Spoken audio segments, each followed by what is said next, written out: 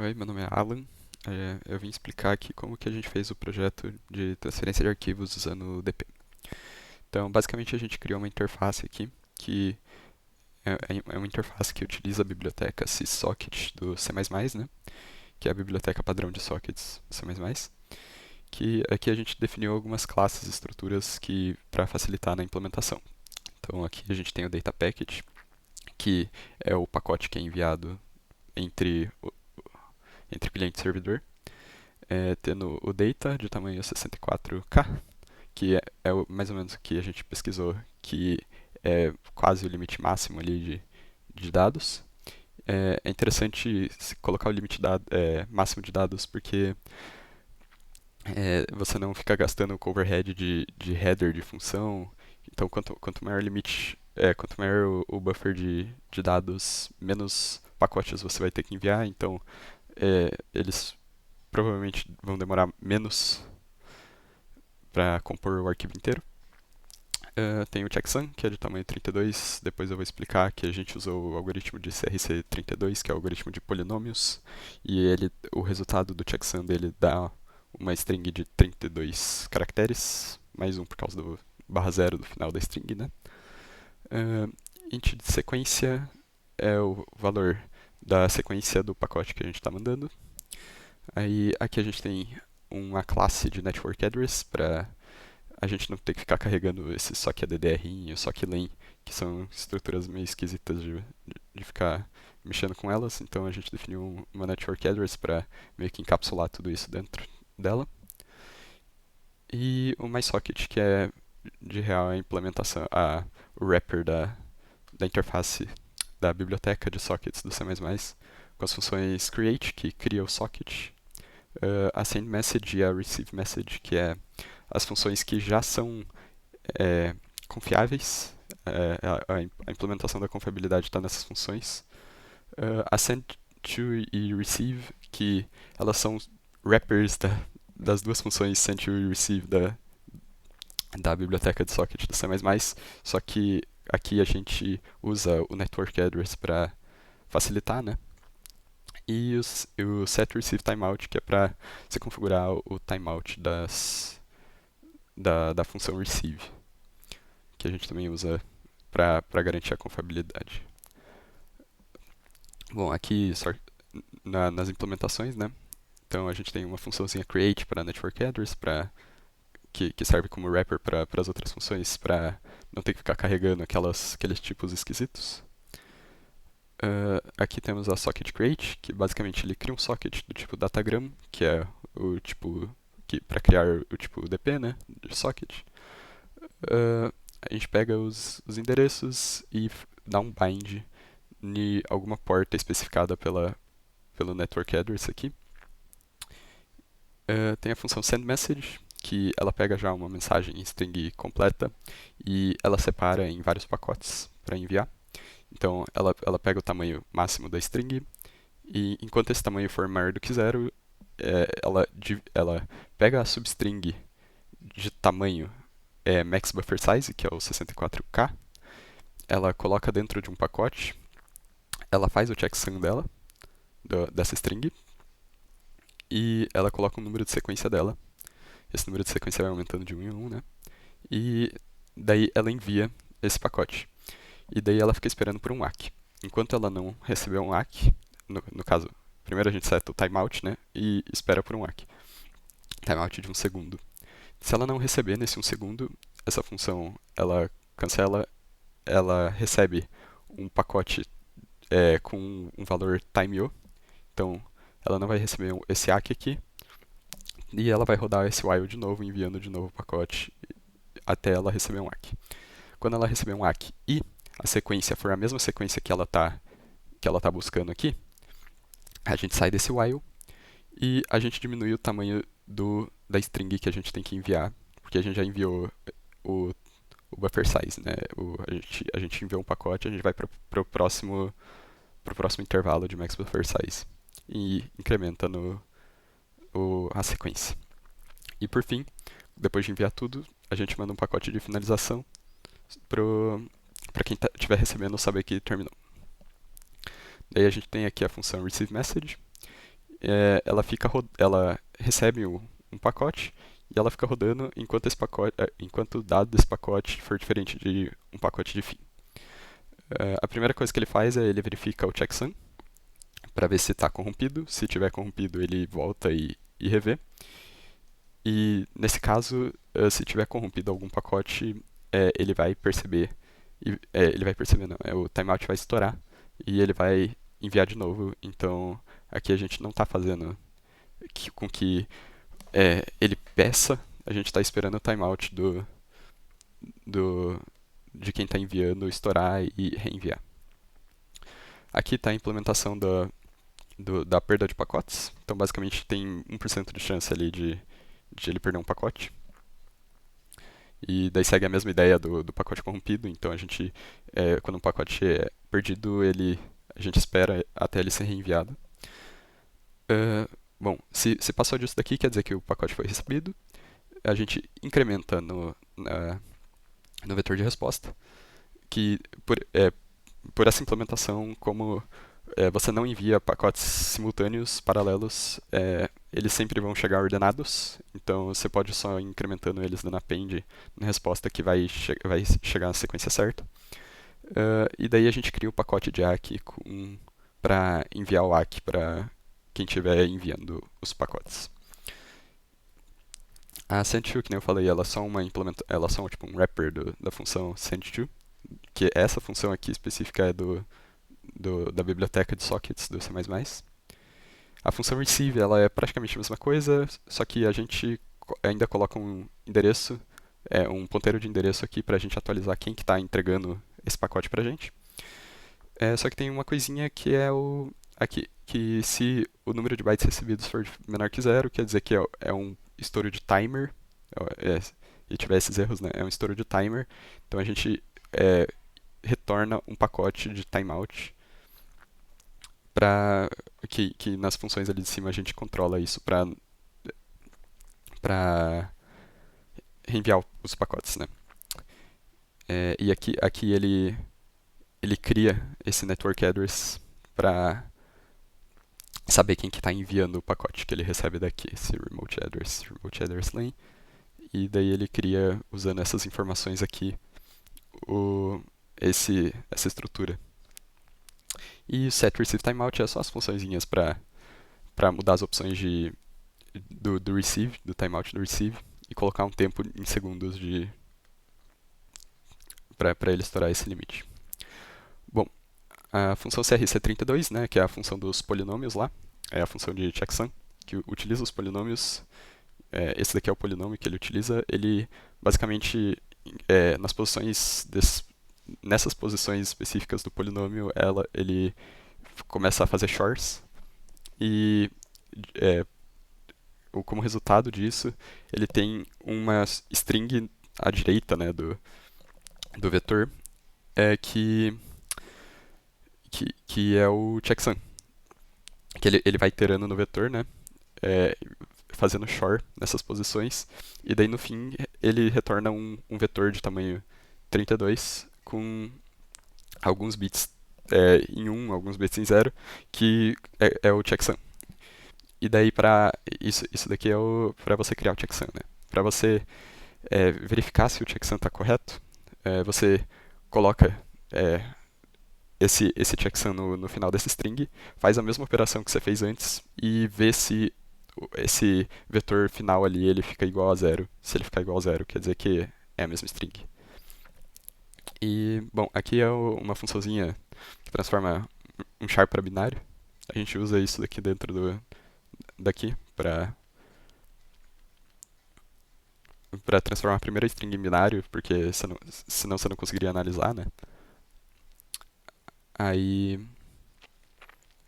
existem outros jeitos melhores de fazer o CRC32, mas esse daqui eu acho que foi o jeito mais fácil que a gente implementou e que ficou mais claro na cabeça. E apesar disso, ele não é muito rápido, porque ele é, entre aspas, ali. Ele é 32 vezes o tamanho da string. Então a complexidade dele não é muito boa, né? Mas ele é o suficiente para esse projeto. Aí a implementação do client, do server. aqui a gente vai falar de como o client e o server se comunicam mesmo. Então, uh, o client aqui, ele recebe as informações de porta e o nome do arquivo. Ele está conectado aqui no localhost, né, no 27001, com essa porta, 1235. O remote address, a gente configurou ele aqui também como localhost, e a porta dele recebe o que o usuário colocar aqui como porta, né. Daí ele cria o socket nesse host address, e ele envia a mensagem get com o file path que o usuário colocou para o remote address. E daí ele recebe uma resposta. Então ou ele vai receber file found, ou ele vai receber file not found. Quando ele recebe file found, ele pega no caso, quando ele recebe file found, né, o protocolo é o seguinte: quando ele recebe file found, ele recebe file found, /n e logo depois o arquivo completo. Então, o que a gente faz é a gente pega a substring da resposta, tirando 11, que é o tanto de caracteres que tem nesse file found /n, e a gente salva ele num arquivo. Basicamente, usando as funções de offstring do C++ mesmo. E daí, no final aqui, ele imprime a resposta, né? Então, ele imprime a primeira linha, que é basicamente ou file found ou file not found, para o cliente. Para o servidor, é muito parecido. O servidor ele também está no localhost aqui, ele está na porta 1234. Ele cria o socket, né? E enquanto for 1, ou seja, ele roda indefinidamente, ele tenta receber uma mensagem. Aí, se a mensagem for um get, ele pega o file path, que é o resto da string sem o get, por isso o 4, né? Porque é um espaço mais o get. Se esse arquivo não existir, ele retorna um file not found e um /n. E se o arquivo existir, ele primeiro salva file found na string de resposta. Aí depois ele pega o getFileContent, que é uma outra funçãozinha, né, usando o ifstream do C++, que pega todas. Aqui nesse caso ele está pegando caractere por caractere e está adicionando num vetor de respostas, e daí depois ele está enviando. E daí ele envia para o remote address, que nesse caso vai ser o cliente, essa mensagem completa, com o file found e a informação do arquivo. Bom, então, aqui a gente vai dar um cmake, a gente vai dar um make, e daí a gente vai, deixa eu abrir aqui, a gente tem, deixa eu deletar o build, que é ele cria sempre num build, né? Acho que eu não mostrei isso, deixa eu mostrar. Aqui, ó. Então ele dá um save com um arquivo chamado build.txt, que é o que está nessa função aqui. Então, a gente tem 3 arquivos aqui. Um hello.txt, que é só uma linha com hello world, que nesse caso é para ele enviar um pacote só, né?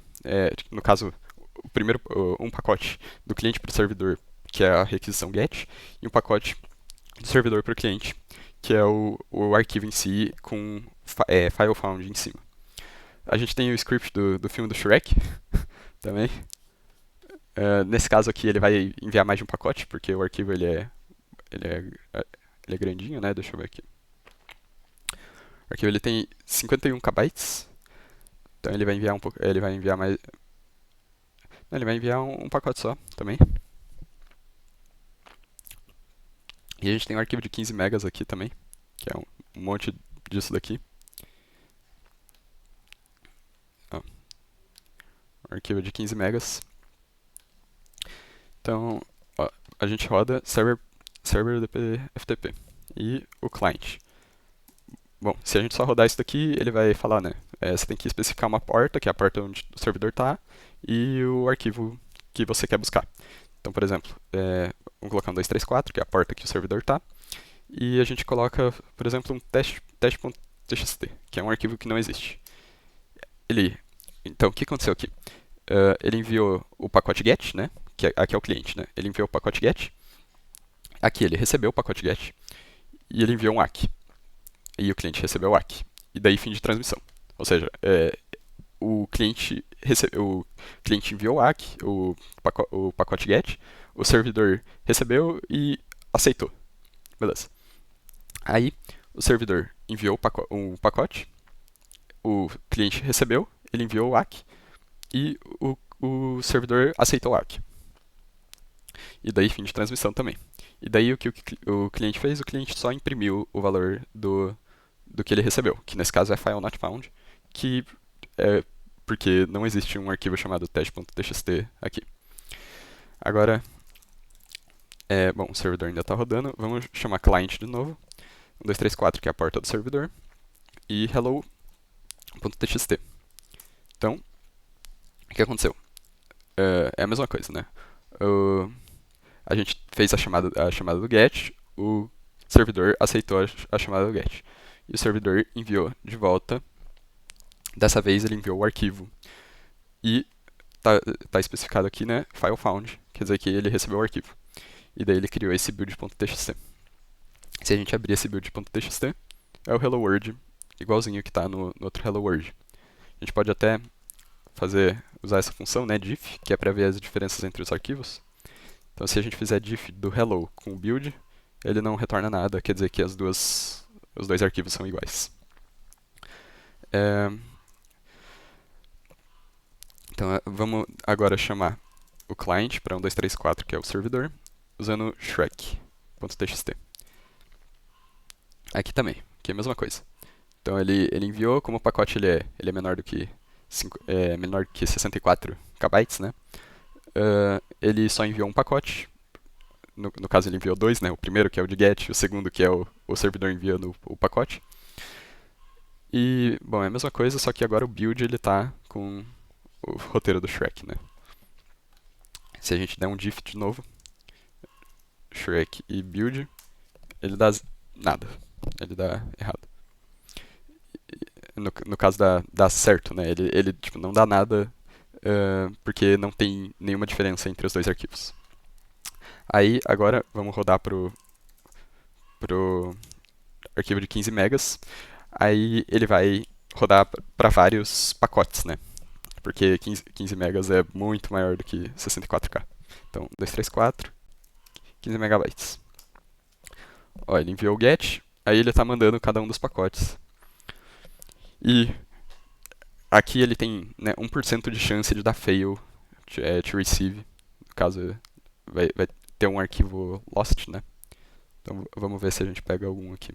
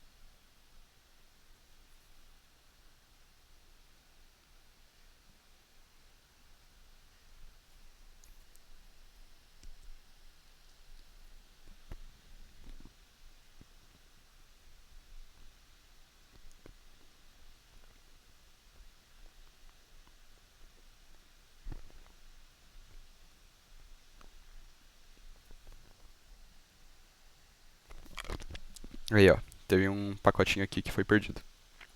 A gente voltar aqui pra cima, ó. Ele deu lost no arquivo. Vamos voltar aqui pra cima também. Ó, ele deu lost no arquivo. Ele enviou primeiro. Aí deu lost.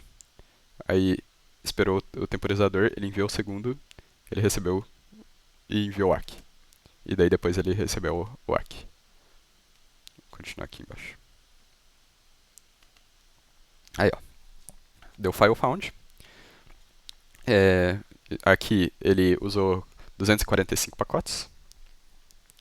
E se a gente abrir aqui o build, Ele tá com o que era pra estar. Se a gente usar um diff de novo, é 15 megas e build, ele não dá nenhuma diferença.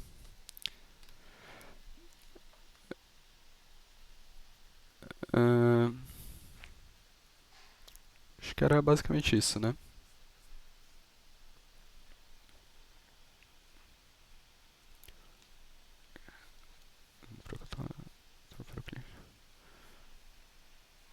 Transferência de arquivo. Acho que era basicamente isso. Obrigado. Olá, sou o João André, dupla do Alan Tara. Vou terminar a apresentação do nosso projeto de transmissão de arquivos usando o protocolo UDP. Começar aqui com alguns mecanismos de confiabilidade implementados em cima do protocolo UDP, começando pelos números de sequência. Os números de sequências são importantes para a detecção de pacotes fora de ordem. No nosso projeto em específico, nós não fizemos uma detecção em si no cliente. A forma que foi implementada, o cliente ele envia um ACK para cada pacote que é recebido e caso um pacote seja perdido, como está sendo simulado aqui, ou chegue corrompido, simplesmente não é enviado o ACK de volta para o servidor e o servidor ele reenvia os pacotes, o mesmo pacote, enquanto o ACK não for identificado. Vou rodar aqui um exemplo.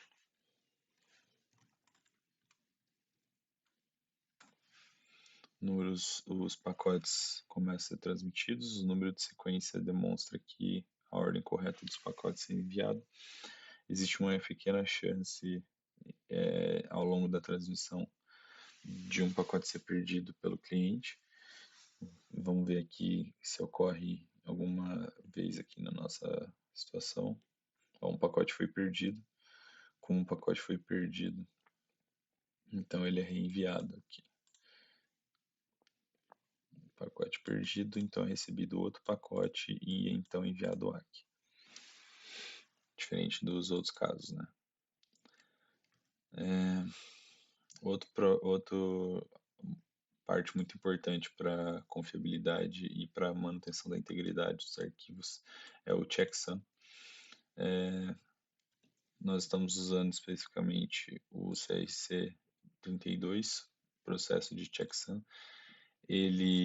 O processo de checksum ele é verificado tanto na recepção do arquivo, é chamada a função com o pacote que foi recebido e o checksum dele para verificar se está correto, e é realizado o checksum também com o ACK sendo recebido.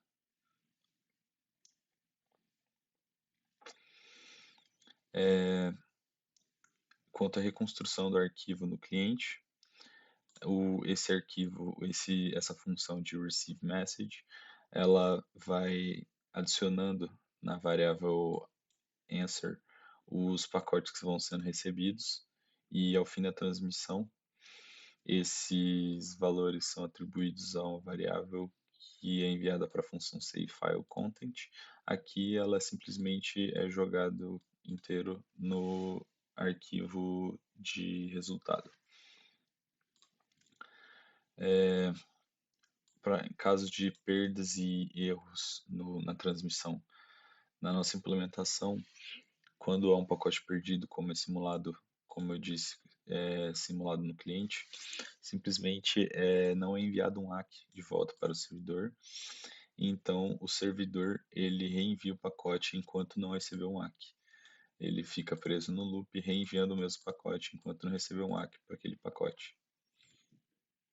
Não foi implementada uma forma específica no cliente de detecção de perda de pacote, mas é uma funcionalidade que pode ser implementada no futuro para detectar pacotes fora de sequência, fora de ordem e solicitar um reenvio. Tratamento de erros.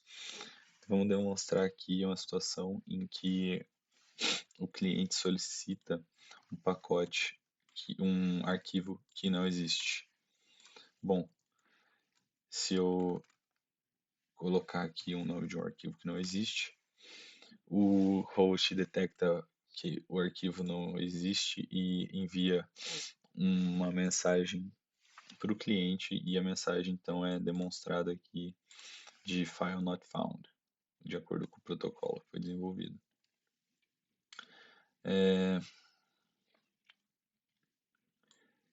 Vamos demonstrar aqui alguns casos específicos, por exemplo, dois clientes simultâneos ao longo da transmissão. Vou colocar aqui a solicitação de um arquivo relativamente grande, então vamos solicitar outro arquivo aqui no mesmo tempo. Como vocês podem ver, como a comunicação está estabelecida com o primeiro cliente, o segundo cliente fica pingando, tentando se conectar com o servidor, mas não consegue. Ele fica solicitando o pacote, mas não consegue recebê-lo.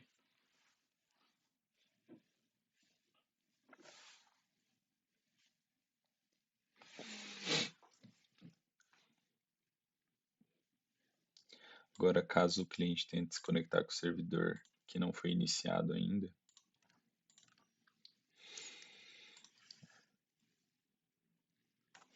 simplesmente acontece a mesma coisa. O cliente fica tentando se conectar com o servidor e não consegue estabelecer a conexão. E o que acontece se o servidor for interrompido durante a transferência?